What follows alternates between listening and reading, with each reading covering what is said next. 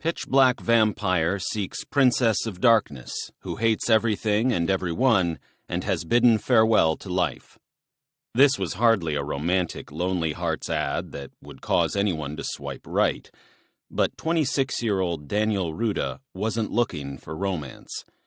He was looking for someone whose twisted personality matched his own. Unfortunately, he found her, and their union would lead to murder. Not much is known about Daniel's childhood. As a teenager, he was diagnosed with mental health problems. In his early 20s, he joined the neo-Nazi movement in his hometown. He targeted young, unemployed, and disenfranchised people in the underground scene, handing out free tickets for concerts, whose lineups included Nazi bands.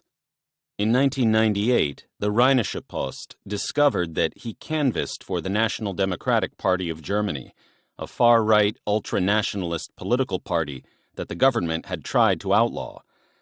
It was a successor to the German Reich Party, whose 3 deputy chairmen were Nazis. Daniel would convince others to wear swastikas for shock value, which helped spread the message of hatred. After growing bored with the neo-Nazi movement, Daniel drifted into the black metal scene and joined a band called Blood-Sucking Freaks. He filed his teeth into fangs and took part in consensual blood drinking and so-called satanic rituals. His day job was as a car parts salesman.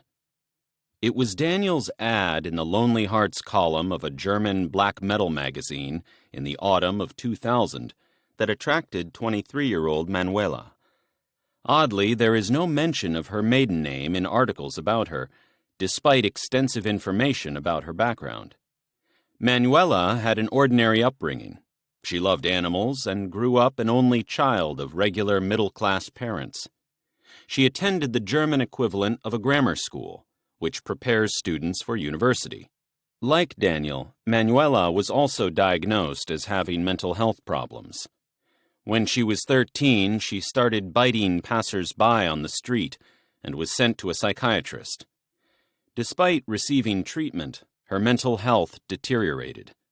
At age 14, she began suffering from auditory hallucinations and believed she was in contact with the devil.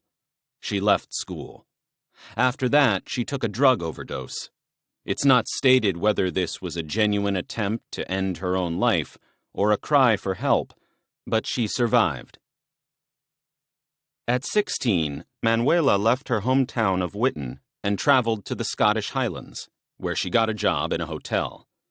She loved the gloominess and emptiness of Skye and seemed to be happy there.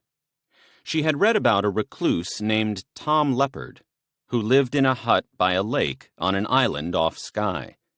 She wrote to him, saying that she hated society and wanted to visit him. Tom was known locally as the Leopard Man of Skye, and prior to 2006, the Guinness Book of Records listed him as the most tattooed person in the world. Later, he was recognized as the most tattooed senior citizen. His entire body was tattooed in leopard spots. Some claim that Manuela moved in with him and they had a sexual relationship. These rumors angered Tom, who was Catholic.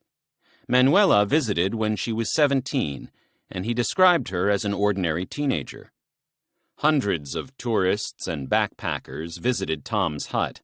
She was no different to any of them.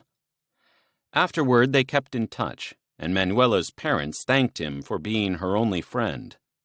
However, Tom said her letters to him started to change, becoming hate-filled and crude. Manuela next moved to London, where she found work in a goth club in Islington. While working there, Manuela joined up with a group of people who worshipped the devil and attended bite parties.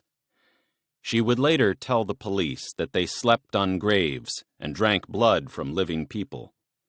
She'd had 2 of her teeth replaced with canine fangs and learned how to suck blood from people's necks without puncturing an artery. One night, the group dug a grave, and Manuela slept in it to see what it was like. In 1998, she moved back to Witten